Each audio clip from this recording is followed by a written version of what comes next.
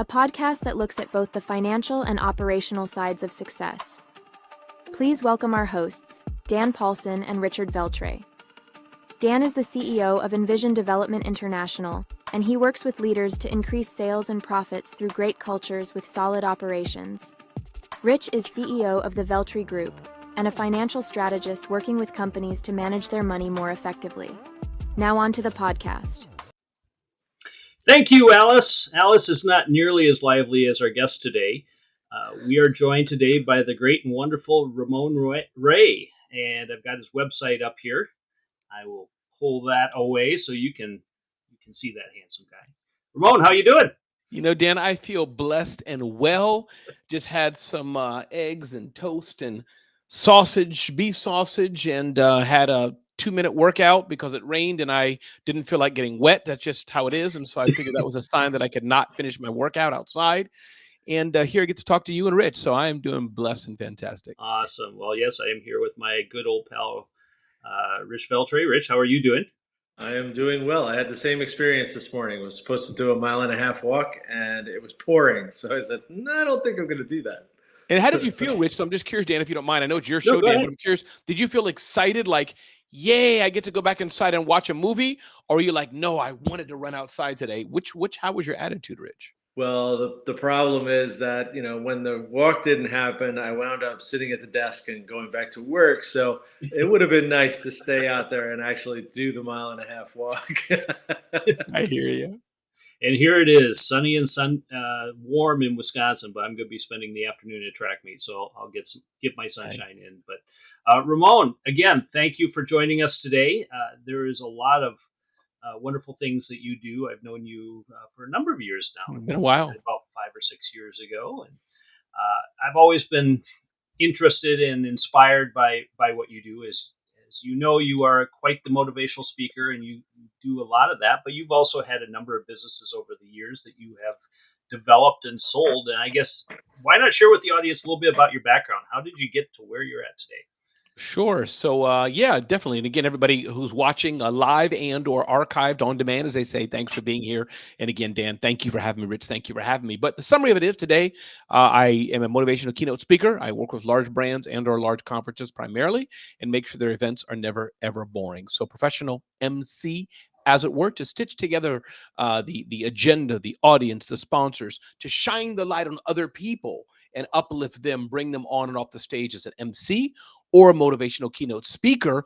All the things in Dan's brain that he helps people do, I just talk about it and make it seem so exciting. I could talk about profit and loss and make it so how to spell profit or loss, talk to Dan. So, but that's what I do. A keynote speaker and or event host. And then, as you know, Dan started several blogs, smallbiztechnology.com and sold that, smarthustle.com and sold that, an event business some years ago, Small Business Summit, and sold that.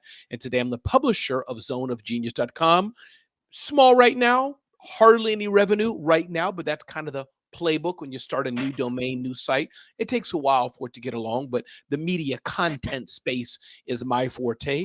And then the third thing is really in this, I don't, season shift, Dan and Rich, and this is probably your body of work. You help businesses, I'm guessing, do these kind of things.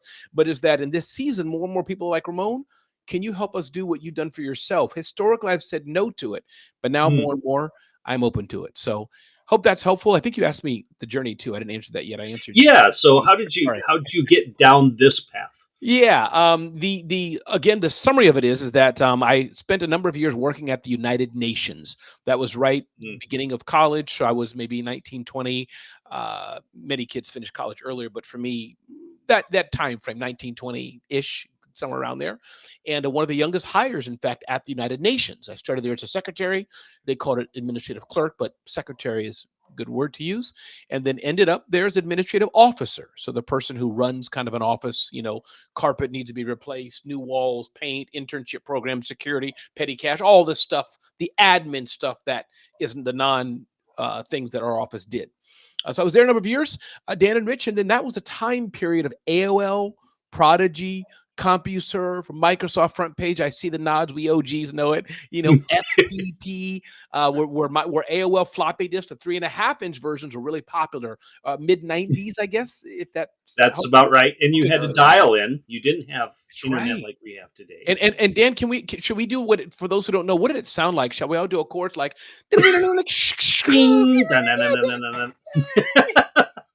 so that era, to give people a sense of where I kind of started my journey. And the thing, Dan, is that I was at the United Nations in an office at the time where they didn't have the networked technology. Still thumb drives. You'd go to Staples, like you'd have having thumb drives, Dan and Rich. That was like, you were the man. Like, ooh, I got 20 thumb drives. And you write them down. I see those nods. So point is, help them network it. Download the Mozilla browser, the first getting online, CompuServe addresses, domain names.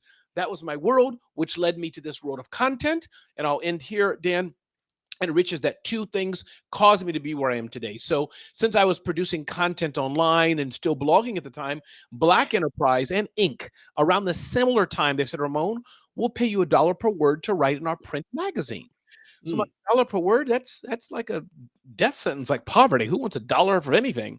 Can you write 3,000 words? Can you write 4,000 words? I was like, oh, I'm thinking $1 per word. I didn't have the context. So that gave me just the opening to the world of content and monetization. If it's changed today, but similar things. And then a similar thing happened. Somebody saw me speaking somewhere, small stuff, score, SBA for a friend. And they're like, what's your fee for us to fly you out to XYZ conference? My fee? I'm like, my fee? You talking to me? And that opened the world again of paid speaking. So hope that was helpful. But from the UN to being there at the right time of where the season of technology of networked computers was coming in, and the rest you just learn. And today we're in a TikTok generation. So what possessed you? You mentioned you started several different businesses, sold off several different businesses. What was your impetus for selling each one off? Yeah. Some was desperation, some was accidental, fair enough, impoverishment, some was strategic. But yeah, I think the first, I've done it 3 times, I believe. Yeah, 3 times, I think. The first 3 times were not really strategic, basically, Dan, opportunistic, someone like yourself, friends, those, hey, but Ramon, what are you doing with this? Well, I'll drop you some cash if I can have it. Sure. Things like that. That's really the first 3. The last one, though, Smart Hustle, that was a big exit for me. And side note, Dan and Rich, just to give people context, because I think numbers are important. These were sold, the last one, for a few $100,000. And I say that because we see the headlines of the big newspapers, millions and billions. But I just want the audience to understand you can live a decent life and do well, that it's not headlineable. Everyone's not a valuation, Netflix stock. No. So just to give context of numbers. But the point is, the last one, Smart Hustle, that was sold to Zen Business, which is kind of a competitor to LegalZoom and others. Dan, out of the blue, Ramon, we see your blog. We can either do it all from scratch or just buy you out. What would you like? God bless America. They wired me the money. It's yours. Didn't even think about it. My friends are like, Ramon, isn't it your baby? Well, for that amount of money? No, it's not my baby. I'm good. Everything has a price, right? Yes. But that was but now, Dan and Rich, now that I have this understanding, the 4th time now, yes, zoneofgenius.com. It's still a bit slow. And Dan, you and I have talked in private. Yes. Ramon's still kind of and figuring things out. You have that business acumen. I'm a creator, first and foremost, not the business knowledge. So that's another tip for people. But point is that, but this, I'm doing my best to build a little more strategically. And I have a feeling it will be sold at some point. Not that I couldn't build it into the BuzzFeed of whatever, but my patience level, my experience, the fun is not for me to build a company and have a glass tower with 50 employees. That's not what I want to do. Right. Yeah. So what is your strategy going with Zone of Genius? Yeah. My strategy for it, and for anyone listening, I think that a few ways you can monetize content. So let's think, what is content? Gary Vaynerchuck, the father of modern day social media. I'm sure one of his books behind me, and Seth Godin, the father of the permission marketing, old school marketing. I have these books here. But so here's the strategy of it for anyone in content, if it's helpful for those. You're pushing this content out, along of which you do. We're having this discussion today with Dan and Rich do, I assume, in some way it'll tie into that. So content. so people can stop the scroll. Oh, he 3 ways I can have better shirts that are white around the neck, or 6 ways to live healthier life with water bottles. I'm exaggerating. Whatever the topic is, somebody's interested to it. So now you got their attention. Now, hopefully, as they get more into your funnel, which I'm sure hopefully most of your audience understands these things, funnel, and you can build trust. Now you can sell them something. It's my friend Shay Brown. It's not slimy. It's not bad. I need to build a house. I want to go to construction blogs. So my point being, with Zone of Genius, that's the similar model. Thousands and thousands of small businesses follow us every month, read us every month to get insight on how to build their business like they do Inc., Entrepreneur, your content, I'm sure, Dan, on various platforms. We're all in that game. Yep. And we do as best we can to serve. And then in my case, building a media company, your monetization may be clients. For me, mine, I want to be paid by PayPal, saying, Ramon, here's a few thousand so we can help reach your audience, which is the same thing if New York Times, Wall Street Journal, Forbes, television. Is that helpful? That is very helpful. Good.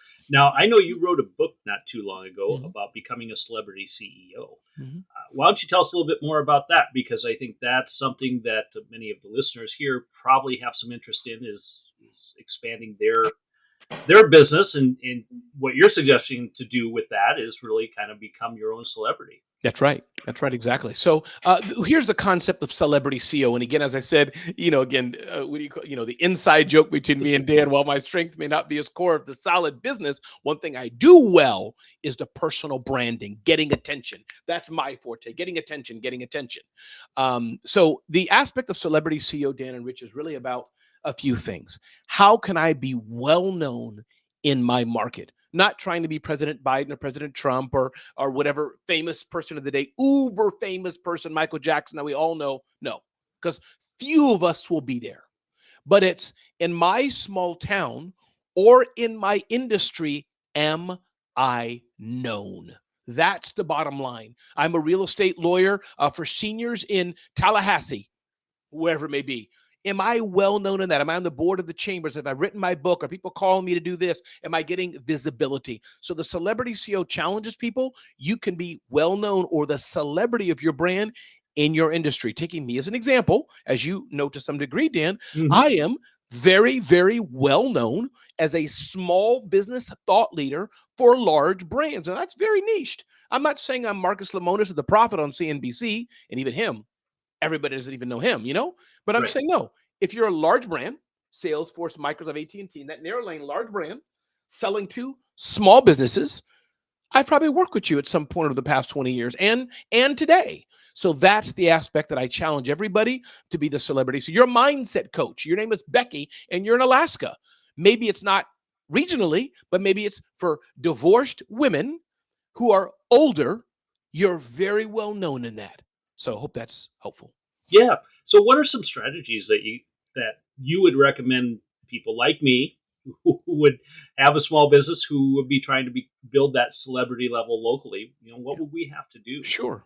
Yeah. And I think there are two things. I think the local sometimes is harder than broad, but locally, that's just really being out and about. Are you on various boards? Are you adding value? I talked about this today on my show.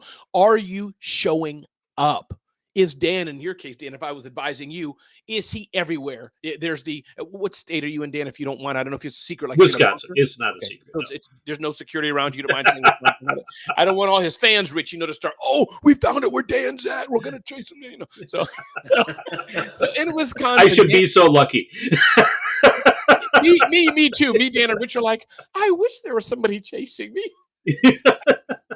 But in your case, Dan, Wisconsin, so let's say that's a local play, not trying to be online, but that means the Wisconsin Chamber, Wisconsin Score, Wisconsin SBA, and I'm sure there's small towns and all that, but sure. Give me grace here. But the Wisconsin, the top 10, 20 business leaders, if there's a Cranes, New York type thing of Wisconsin, not sure, but I'm sure there's some business magazine for local business leaders.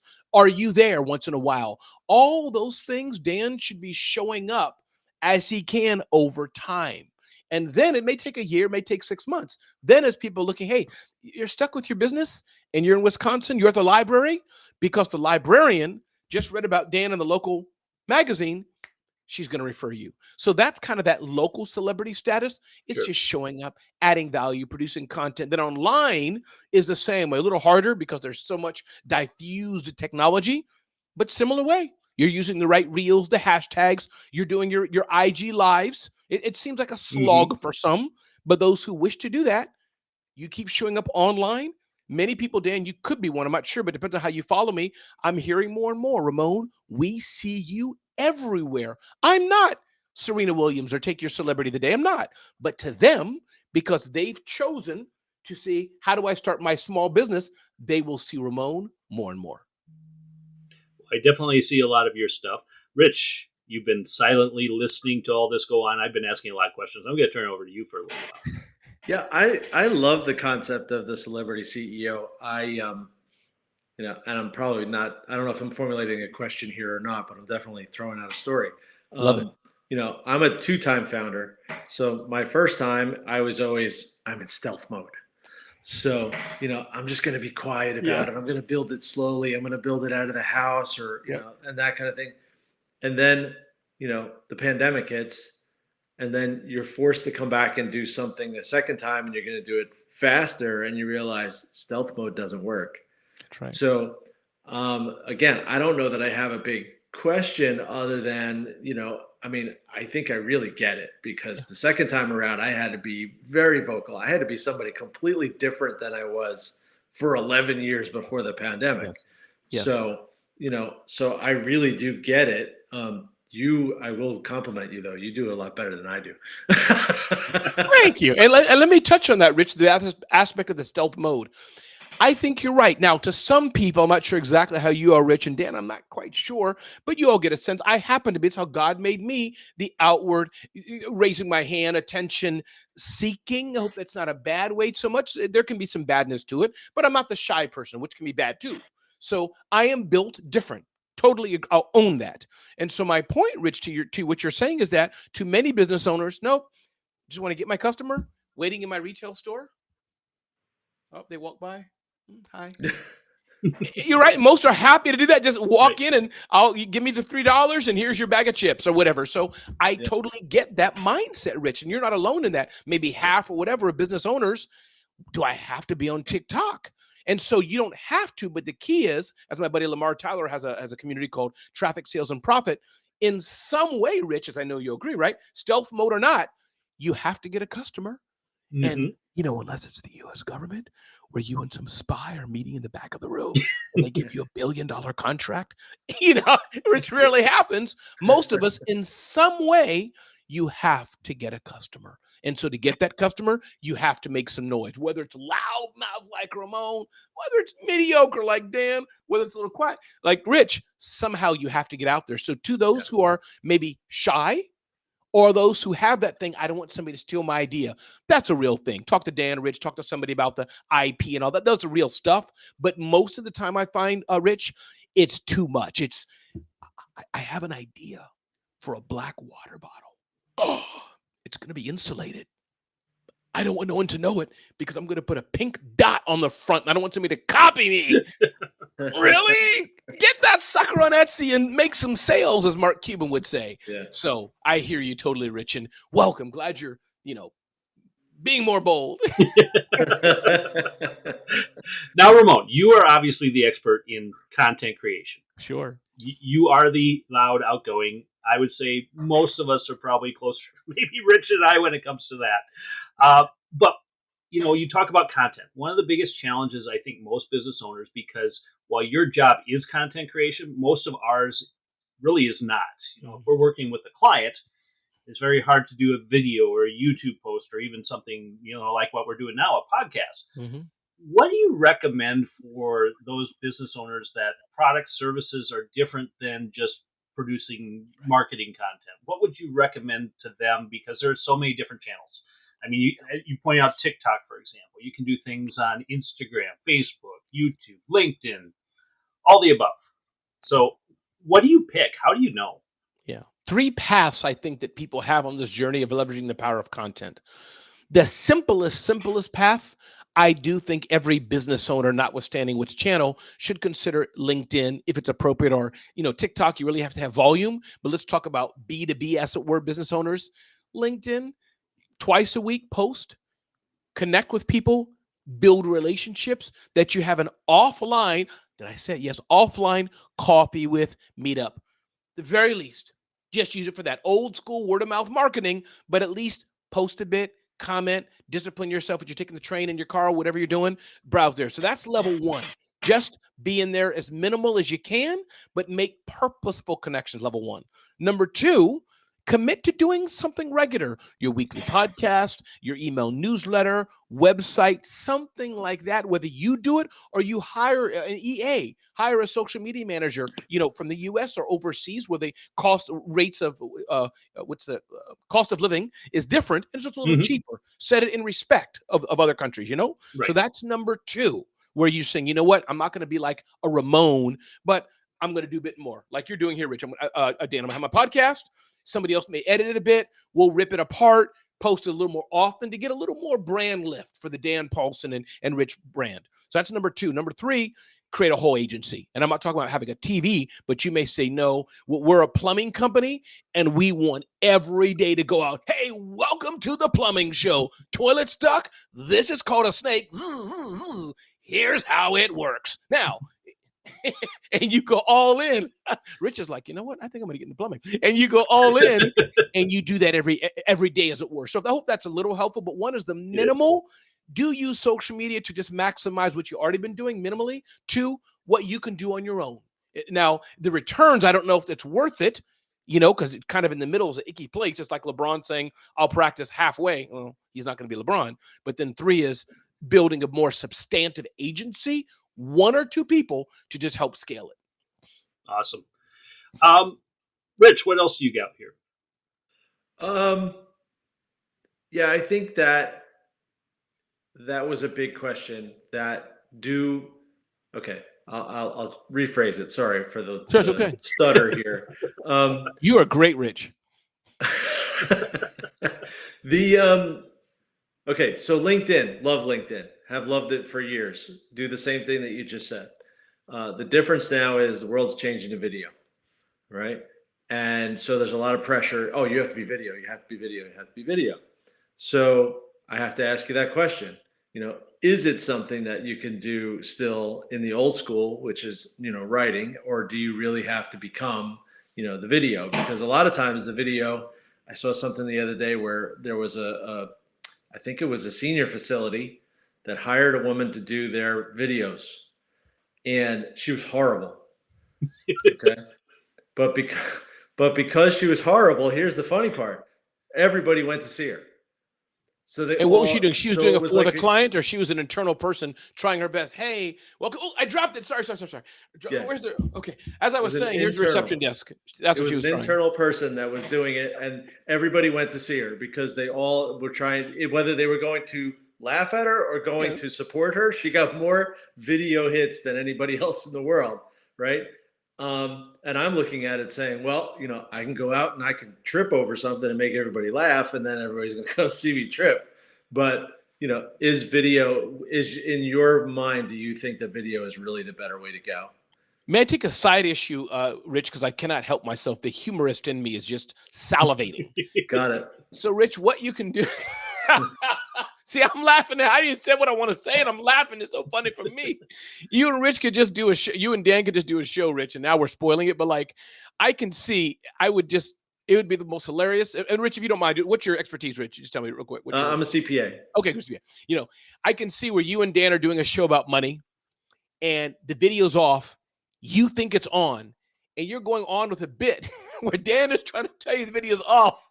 It would just be insane. We are like, Dan is like, well, the content you gave was great, Rich. Now we know the importance of balance sheets, but nobody saw you, Rich. Oh, now you're there as the show's closing. So that's a side note, but it just, sometimes though, the silliest things that we don't mean to do bring attention. Having said that, Rich, to get back in it, video is important.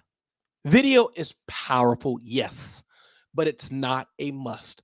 Podcasts are growing. Audio only experience. That's number 2. And then number 3, I want to get back to what I said, Rich, taking you in a case. Let's say you and Dan. Dan's the video guy. He's trying to pull Rich along. Rich, we got to do it. Rich is like, no.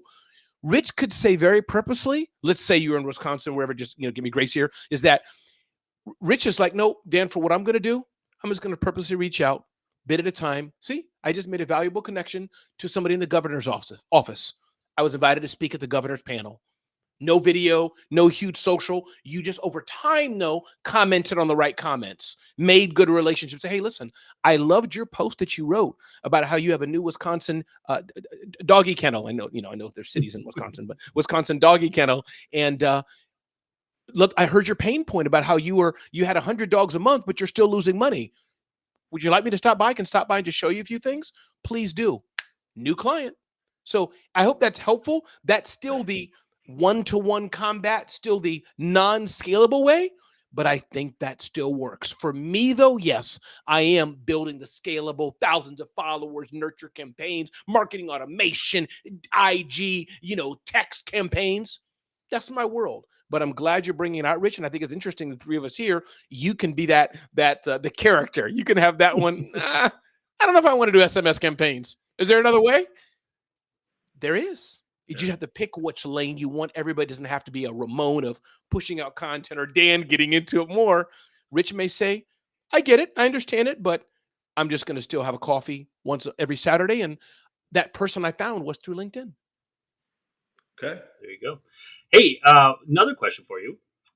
So content, we've talked about it, but you often hear that you got to make your content viral. You got to make it something that will produce clicks, whether it is a video, whether it is audio, whether it is a meme, a picture, a list, whatever it might be. Mm-hmm. What are some of the recommendations? Because I think most of us kind of get that creator's block where, okay, I think I've seen this 100 times before. How do I make something memorable that somebody's going to click on and say, yeah, I got to read that, or I've at least got to watch that? Yeah, virality, Dan, it's very hard to do, and I think it's something we all want to do.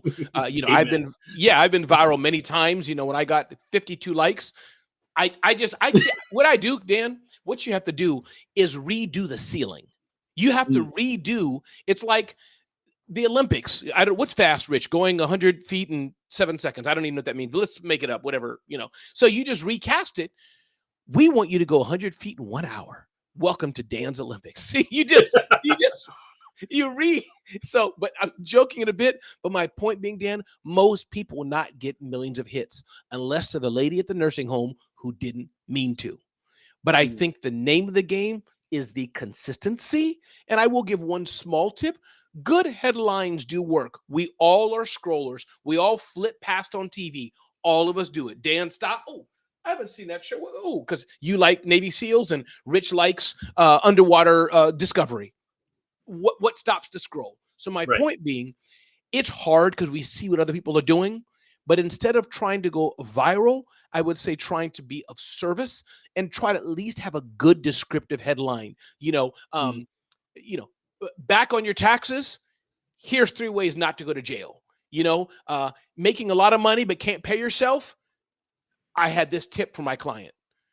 Things like that, which is kind of right in the wheelhouse of what you all kind of do. Sure. That's the kind of thing that can work. So I know it's hard, Dan. It's so tough. But if you're trying to go viral, it's going to be hard to do. So, and I think the people that really are going viral have big. That's Dan, the business coach, who's doing nothing about that, but he's playing with his cat in a dark basement with a fluorescent ball of yarn, and he's getting millions of hits, nothing to do with what he's doing. If Dan wishes to do so, God bless you. That does seem to be the case, doesn't it? Yeah. Right. And there is something there. So that's why I want to, let me just underline it again, Dan. Sure. Understand the creators. Let's say it's Dan. He's like, hey, everybody, I'm going to see, can I eat 4 million barrels of cheese in 1 hour? Watch me do it. There is a market for that. That stupid, silly stuff we say we don't watch. But me, Rich, and Dan do watch it. We scroll every once in a while. We're in the supermarket waiting for somebody, and we watch that crap. There's a money to be made there, but you have to choose. Is that the game you want to play versus the little more slow and steady and boring content, helping people build their businesses, of which all three of us do, as it were. We're all doing the same game, but Dan has a very special following. Rich has a very special way he shows up, and Ramon has a way he shows up.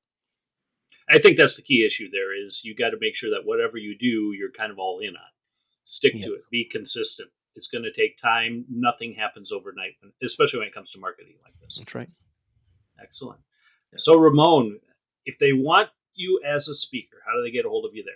What did you say, Dan? You said if they want what? Was that again? They want you as a speaker. Want me as a speaker? You said as a speaker. A speaker. Wonderful. Get up on that stage. If they want me as a speaker. No, but seriously, I'd love to serve anybody who's having a big event or small event, is looking for somebody to be a motivational keynote speaker. It'll be fun. It'll be entertaining. Maybe you'll even learn something. If you don't, I'll call Dan, and or an event host. I love doing that as well. But really just go to RamonRay.com, RamonRay.com, and I would love to serve anyone, even if they're in Wisconsin. Even if Wisconsin's not that bad. Come on. It's not at all. Not at all. Now, you also have Zone of Genius. Why don't you talk about that a little bit? Absolutely. Give us the link so we can follow you there as well. Thank you so much. If you want great insight and information on how to build your business, the insights that are similar to what Dan talked about, and et cetera. But if you like Inc., you like Entrepreneur, you'll like zoneofgenius.com, zoneofgenius.com. And you get an email every day, don't you? That's right. There's Ramon Ray. I have my email list, and then Zone of Genius. Yes, probably more like twice a week, but I send so much content, Dan. It seems like every day. I see you a lot. It's like, I came from the bathroom and I just saw Ramon again. I was my kids and Ramon again. Rich, how do they get a hold of you? Email's always the best at rveltry@veltrygroup.com. Excellent. And you can always find me at danpaulsonletsgo.com. Ramon, as always, it is great to talk to you. It was even better to have you on here, see that high energy pop out as I always do. And it's good for you to liven up our boring podcast. So thank you for doing that. Boring is good sometimes. Lots of information. Dan, thank you so much. Rich, nice to meet you. You bet. Take care, and we will talk to you soon.